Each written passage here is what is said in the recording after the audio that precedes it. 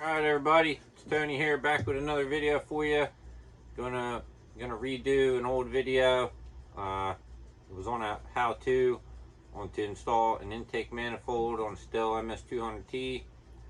The old footage I did, I'm guilty of not showing everything.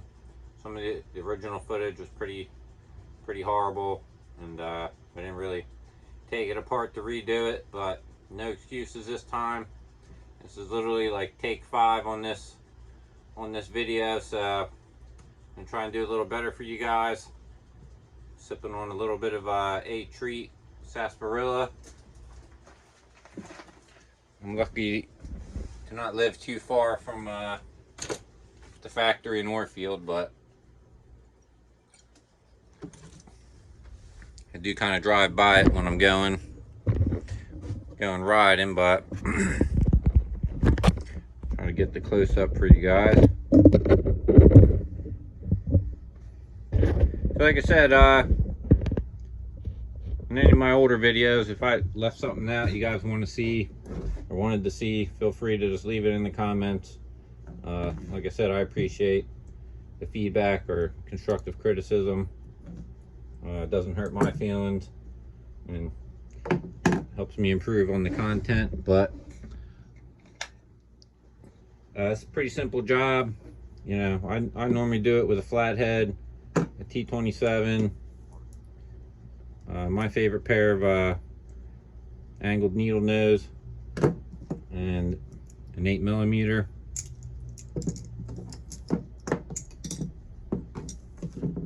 It's just one of my personal saws. So it's, you know, a flathead and a 1/4 turn. Your air filter cover comes off, and take the 8mm, or you can use 5/16 if you got it.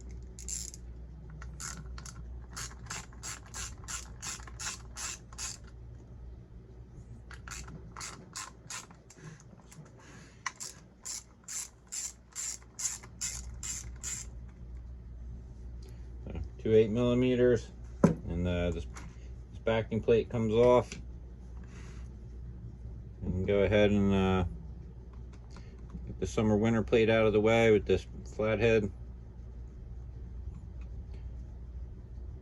Also, I should add, I guess it helps if you drain the gas before you get to the disconnecting the fuel line. I already did that off camera, but I leave the cap loose after I drain it. And I just come in with these pliers and pop the fuel line off.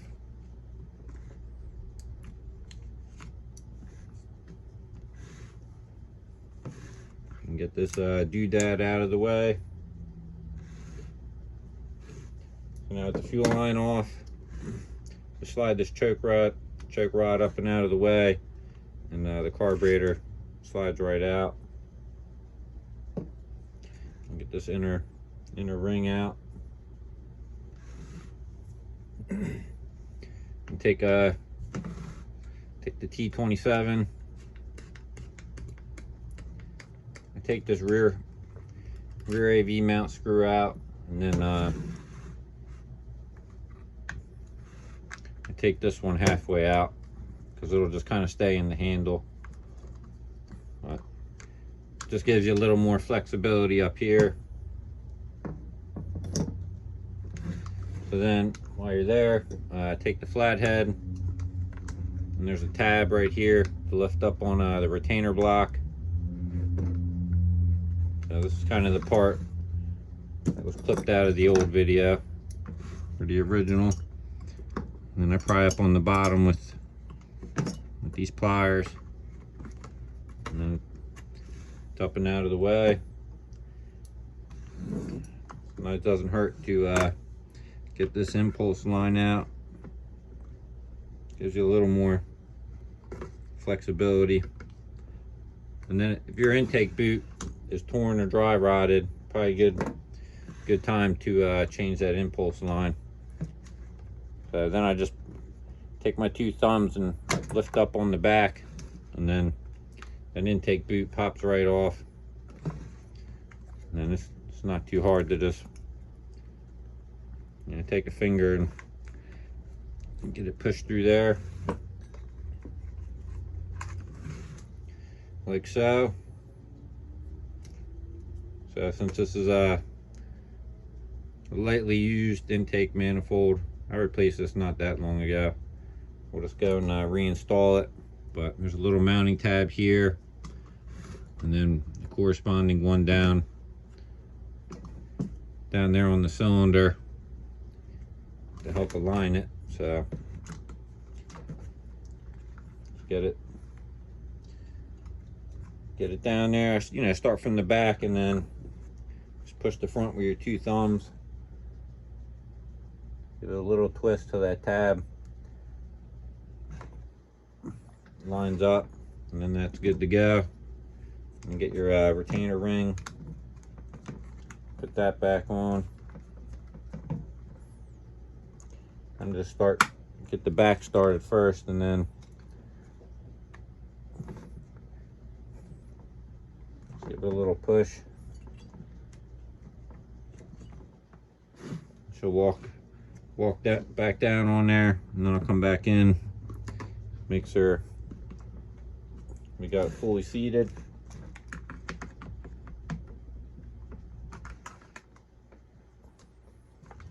And you can verify through here, make sure it's sitting nice and flush. This is a great time to get that impulse line back on there.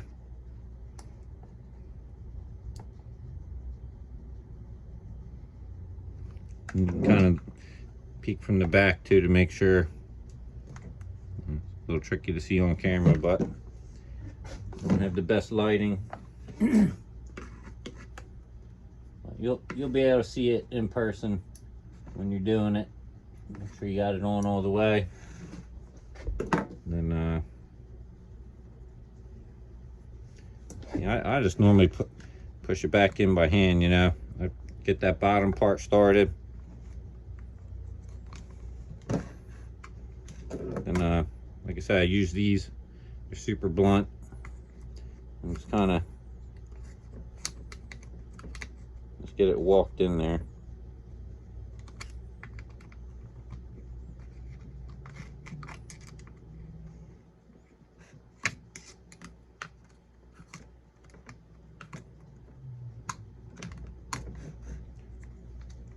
And just give it a little push with your thumbs. Make sure it's sitting nice. Get your carb ring back on.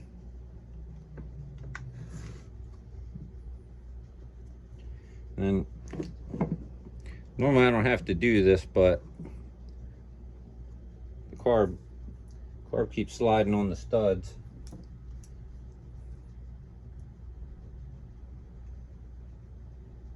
And then I'll take the carburetor, get it, you know, 80% of the way on. And then while I'm holding the choke rod, I'll set it into place with the pliers. And then usually the carb will just slide right down into place.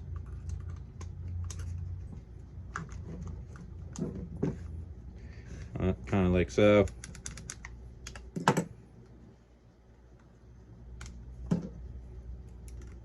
And this guy just pushes right back on.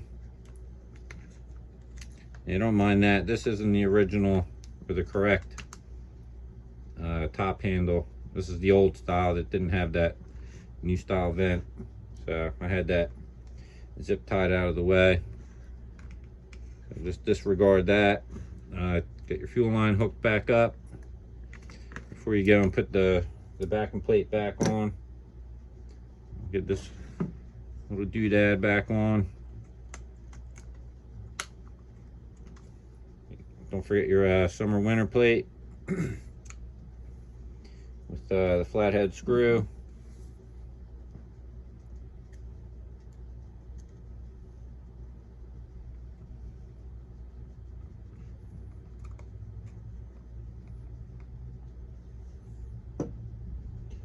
Get this screw back in while we're here. T27.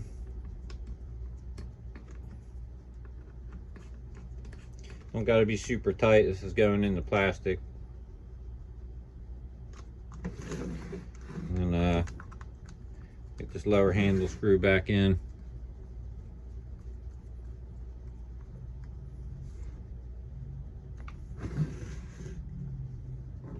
We're back to the carburetor side. Get your backing plate back on. Just make sure this little rubber boot up here is sitting nice and flush. And get your 2 8mm.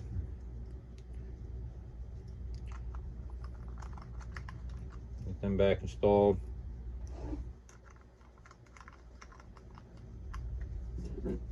Tight, snug them down. They don't gotta be super tight.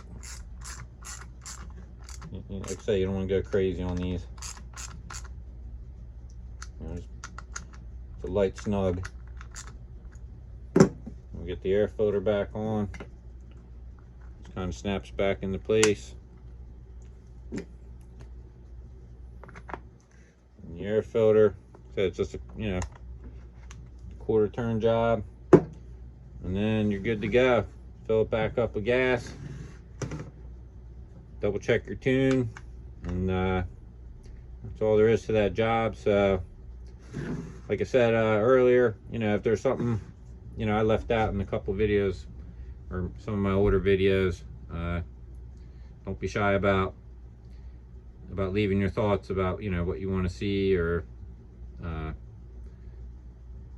suggestions on how to make it better next time. So hope that was a little better for you guys. You know, I didn't edit anything out of this one, so try to get some better content out for you guys, and